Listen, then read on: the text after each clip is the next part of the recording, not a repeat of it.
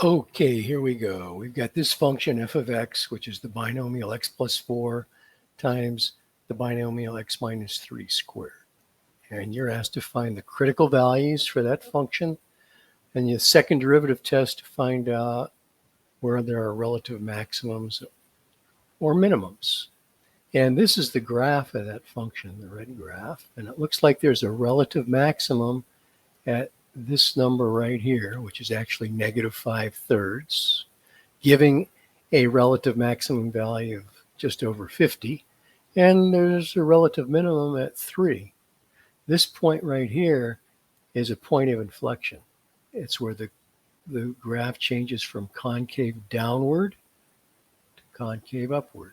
Now, how can we show all that using calculus? Okay, so there's a bunch of different ways to find the derivative. One way would be to square this binomial, then multiply that binomial by x plus 4, and then take the derivative term by term. But I have a feeling the intent was for you to use the product rule, so that's what I'm showing here. So I'm taking the first function times the derivative of the second. The derivative of the second is 2 times x minus 3, reduce the exponent by 1. You have to think about using the chain rule, but the derivative of the inside is just 1.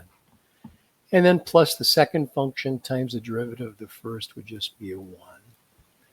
And now instead of multiplying all this together, I notice that each term on either side of this plus sign has a factor of x minus 3, a binomial factor of x minus 3. So I'm going to factor that out. And now the factors that remain from the first term are the 2 times the x plus 4, and then one of the x minus 3's from this binomial squared. And if I simplify all that, I get down to here. If I set each factor equal to 0, there are your critical numbers. Okay. Now, I'm going to show how the first derivative test could be used to show where the relative maximums or minimums are. Put the critical numbers on a number line, negative 5/3 and 3, and then evaluate the first derivative and each interval created by those critical numbers. And when f prime is positive, that means the tangent lines are going uphill, so the original function is increasing.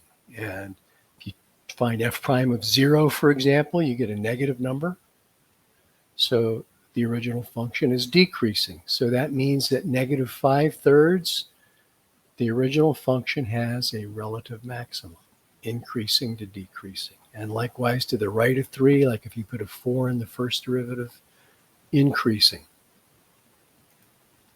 So there's a relative minimum because we went from decreasing to increasing.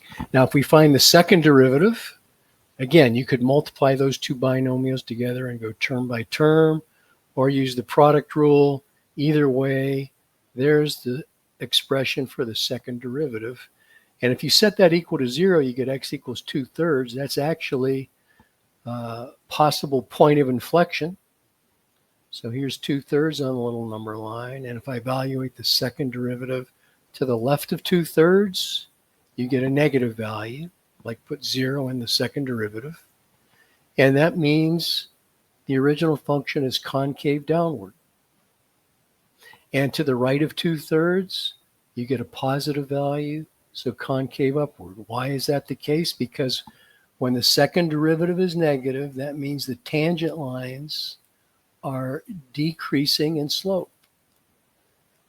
They start out positive, hit this 0 right here, and that's that critical number, negative 5/3.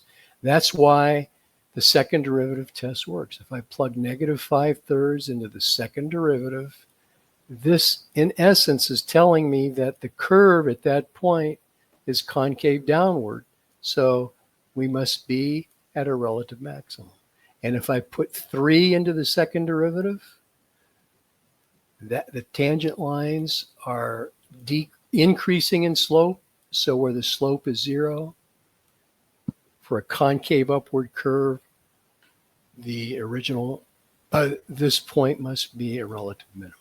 Okay, so that's the second derivative test. The second derivative test doesn't always work because sometimes you get an answer of 0. And when that happens, you have to go back to the first derivative test, which is this one right here. Okay, there you go. Hope that helped. If you have any questions, post a comment.